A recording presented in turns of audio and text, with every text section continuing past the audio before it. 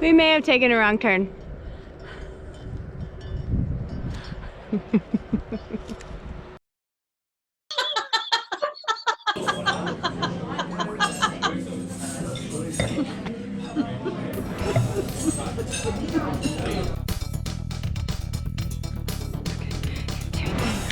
It's good.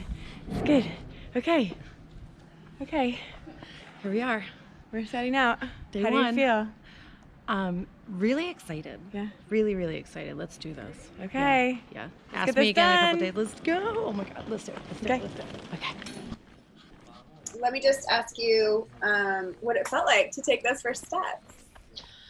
I think I was so scared and nervous that I would slow you down, really. So I hid all of my fear in excitement, which it was excitement too, but after the first day, it was, oh, I can do this. I could actually do this. When we took those first steps, I was like, how long before Jen finds out that I'm holding her back?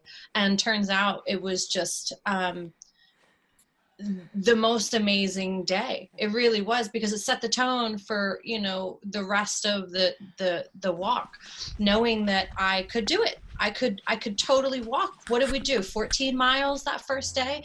So we did it, you know, we're sitting on the other side of it now, and I'm so proud of myself, and seeing myself at the end of that day and remembering that joy that I felt at that moment.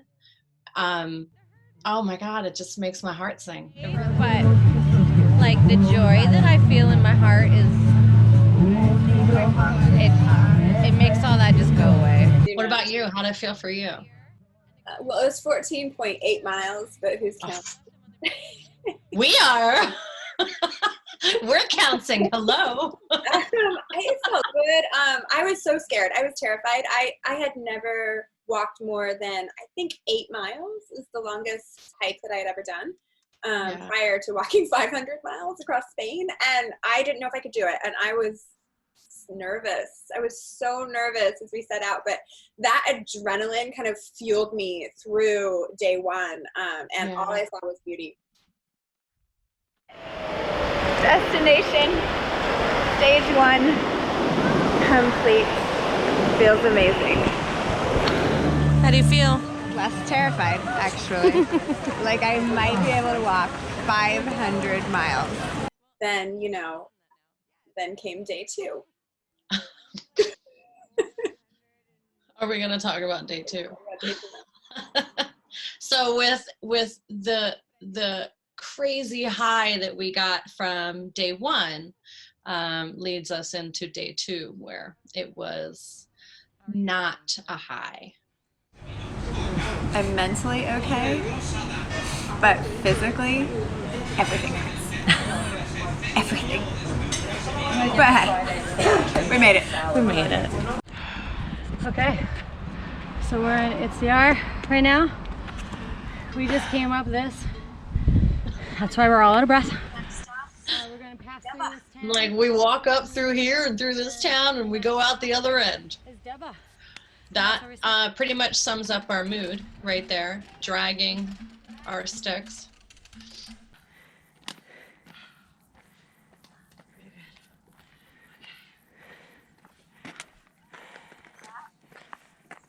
I mean, the gorgeous view was, I mean, just that gorgeous, but we were hurting. Look at that grin you have on your face.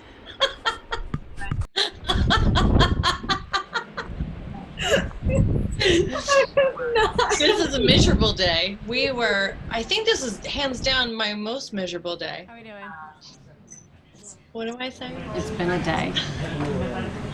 In a word, it's been a day. Yeah. Particularly difficult. Overwhelming at times, but we're here. So I guess that's good. That's good enough for today. That was a tough day. We just, we were, honestly, our bodies were unprepared to do back-to-back double-digit miles of hiking. Yeah. and we picked the one town that we picked in the first week of the Camino del Norte to not book ahead was in Deba, which was completely overbooked and on holiday. Really nice to see that sign right there, because that is a sign to Deba, our destination. I mean, we didn't sleep under the bridge like the other pilgrims, so. Yeah, it could have been a lot worse, right? It could have been a whole lot worse. We did get, I mean, granted, it was pretty bad, you know, not saying that it could have been worse, sure, but I don't know if sleeping outside wouldn't have been a better option than what we were given that night. This was the night where we had paper sheets and windows open, partying until 7 a.m. Yeah. I slept under a tablecloth.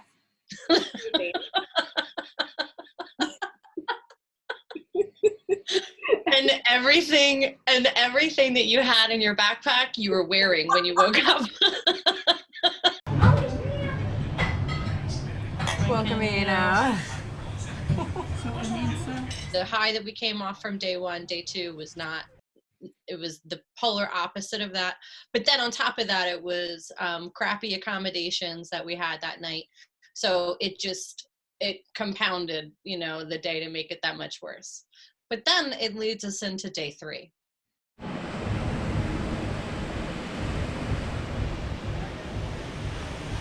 If you remember, we knew we were going to have 10 miles without any provisions, and that we were going to need to get food at the next spot. But in Deba, it was a huge party. It was the aftermath of the party from the night before. And so we couldn't get any food. There was no food to be found. There was beer. If we wanted beer, we were good. At 7 a.m., there was beer.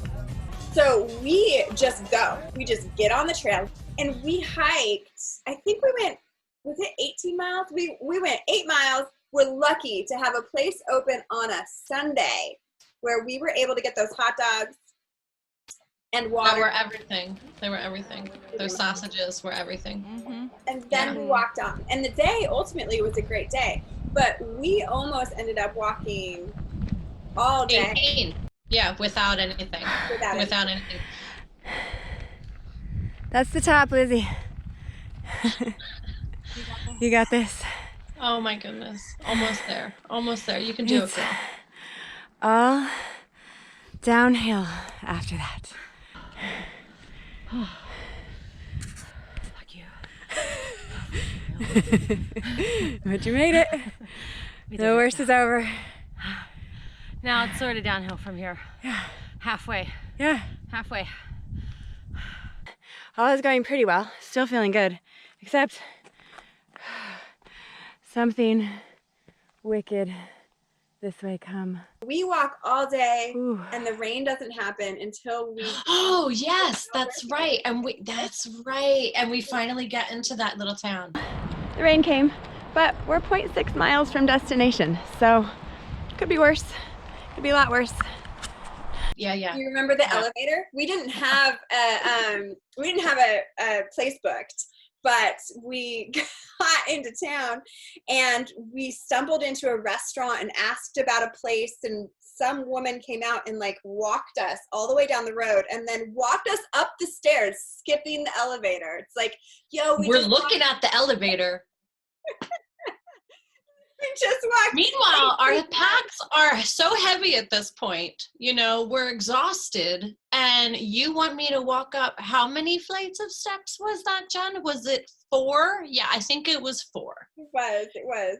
And so we assumed that the elevator was broken, but it turned out she just didn't want to be in an enclosed space with some stinky pilgrims. Well, I mean, could you blame her, really? That was our first albergue. That was our first pilgrim accommodation. Right. So we met friends and we had our first pilgrim dinner back at the restaurant, and it was a really good day. And it was starting to set the the way the rest of the Camino is going to be for us. And I think, Jen, you and I were starting to get into our own grooves with each other and seeing how we walk together. So for me, day 3 really set, I think, the tone of the Camino will provide. If you allow it, it will provide.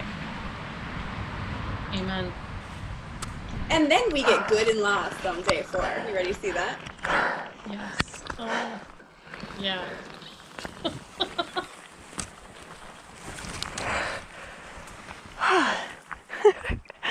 Okay.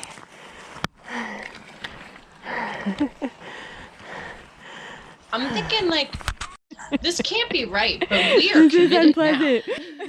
Oh yeah, my face says it all. I'm trying not to cry. Oh. Yes. Oh, That was intense. miserable. That was really intense. I wasn't prepared for that. Long story short, we took a wrong detour.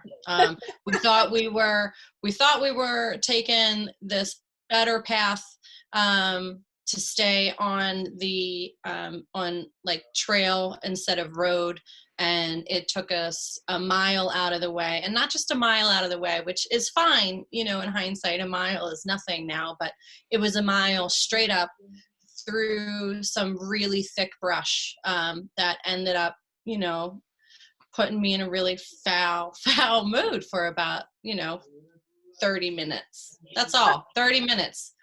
You're 30 laughing, minutes. right? In this footage, you are laughing. And you're talking to this guy, and he's got some English, far more than we have Spanish. So super grateful to this farmer who just is like, you guys have to go back down through this. No. And then you stopped laughing. You're just like, nope, I'm not. There's got to be another way. And you know what? Turns out there was another way. So you just got to ask. So. Or demand. I mean, he walked us through his property and back to the trail, along with 2 other pilgrims who were also lost. So that made me feel a little better. And then we walk into this beautiful monastery. And the monk just loves us. Come give me hugs. Yeah. So welcoming, so wonderful. I don't know what I was expecting, but I wasn't expecting this friendly monk to be waiting for us to give us hugs. I was really surprised at how much that affected me and how much he, you know, changed my outlook. He embraced me with open arms and gave me a big hug when I didn't realize that I needed it.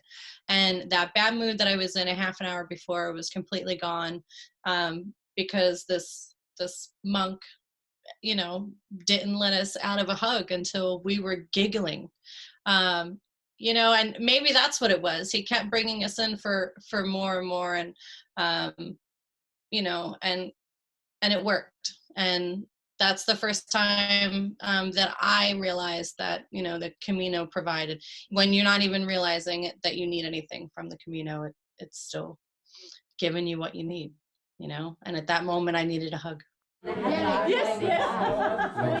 then we have our first communal pilgrim dinner, which was so lovely. And at this experience, as we're laughing, we learn that monk hugs all the ladies and has a cousin in every country. Yeah. I thought I was special. Turns out you're special. Turns out I'm not as special as I thought I was with that monk. Okay.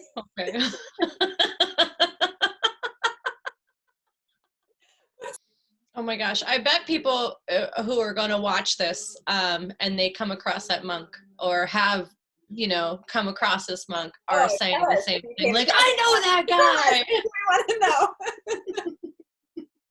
All right. So then we do make it, right? We make it to Bilbao. And we walk a bit further, and then we hop a bus to Bilbao. And when we arrive, there is a party.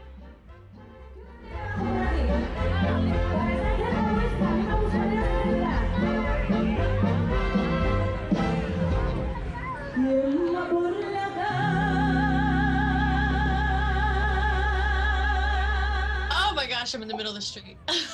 Bilbao was fun. That place, I need to go back there and just.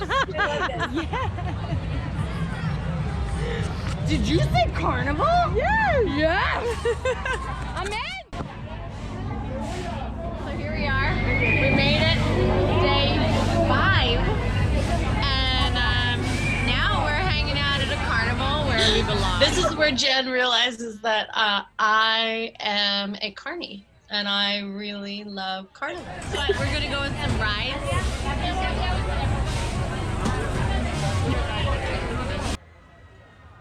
Oh, here we are. All the lights. Oh my God, I was a kid in a candy store here. Or a kid in a carnival, I should say, because that's what happened. It was awesome. I would like to do some lessons learned from a carnival. All of my stuff is drying right now. Not go commando in a carnival. On a ride that goes upside down. I want to know from somebody, is it Assumption Day? Why do people just party in the Basque region for like a week in August? I need to know. Somebody tell me, because we never figured it out. But we loved it. We loved every second, almost every second of it, except for Deba. Sometimes it was annoying. Yeah. But that was fun. We did. This is the first time that we joined it. In Bilbao, for the first time, we said, "Screw it, we're joining it." And join the party we did.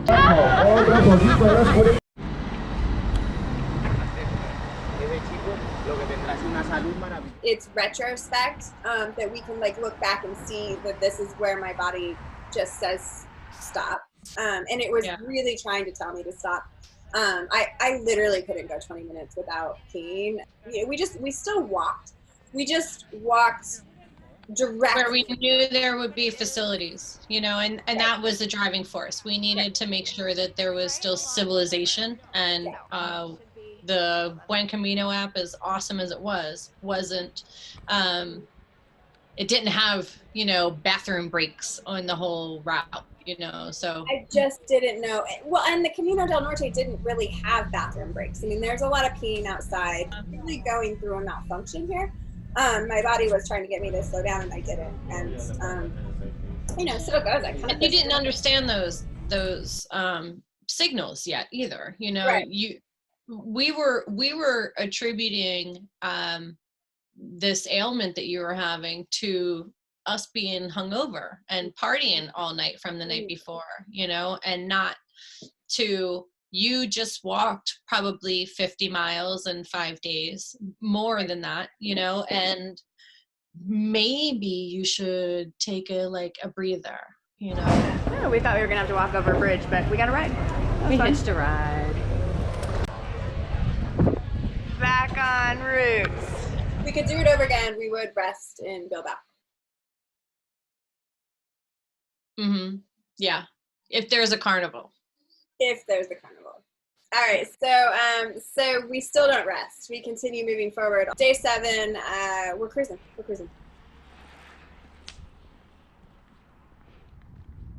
I think it's really interesting that these different regions in Spain are so truly autonomous. They have their own language. They have their own way of looking at the world. And in Basque Country, the political graffiti was at times shocking, at times beautiful, and sometimes it was a little threatening. As a tourist, you know, sometimes it would just call you out and say like, "Hey, tourist, you're not in Spain," right?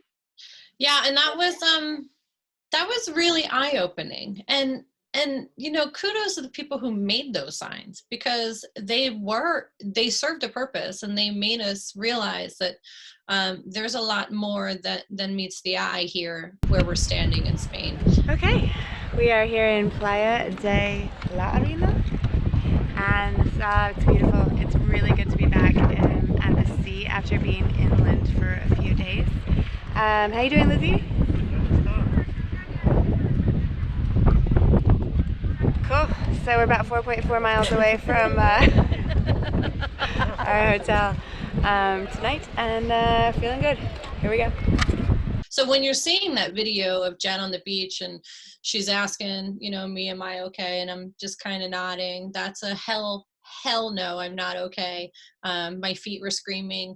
And Jen puts on a smile, but this is also the time when she's, you know, bandaging up her feet. You care less about the peripheral, right? You don't care what anybody's thinking. You just need to take care of number one. Yeah, life simplifies. And this is when it's, yes, thank you. This is when it starts to simplify, and you only hear the click clack of you and your feet, you know, and the walking sticks, and it starts to make everything just kind of fall away. I miss it. I miss it a lot. I miss the simplicity of it. You know, right now we're in a period of our lives. The world is in a period of unknown. It is such a difference from when the only thing that mattered was one foot in front of the other. And now we're in a place of a real turmoil. And I really like the simplicity. Don't you think that by us doing the Camino actually prepared us to handle this a little better? Doing the Camino has helped me handle everything that comes my way from here on out. It's just, it's something that grounded me. Literally, I understand my body, and I understand my mind, and I understand how I work and how I tick, and I understand to listen to my body. That my body is the first thing that I need to listen to, and then if I do that, I can listen to my mind, and then I can listen to my soul. So yes, the Camino has absolutely prepared me to deal with this and all other issues that come my way. Yeah, I agree. It's definitely put things into a perspective that I didn't realize needed to be put into perspective, I guess. It's just for us, you know, sort of learning our way through Basque Country. I think as we enter Cantabria, we sort of enter with a perspective that is vastly altered from 7 days previous when we set out in our first footsteps in Basque Country. Look! Now I'm in Basque Country. Now I'm not.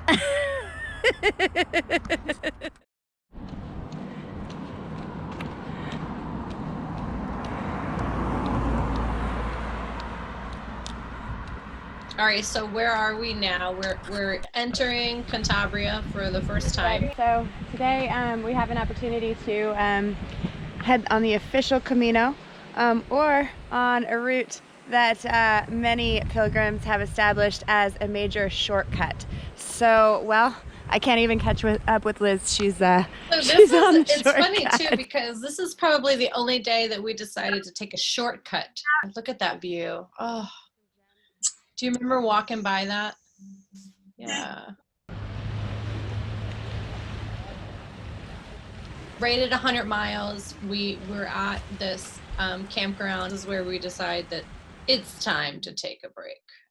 And it just so happens to be our 100-mile mark.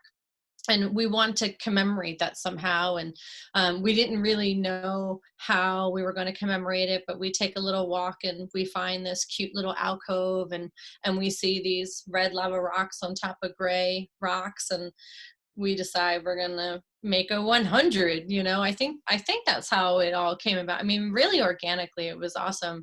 And it happened to be sunset. It was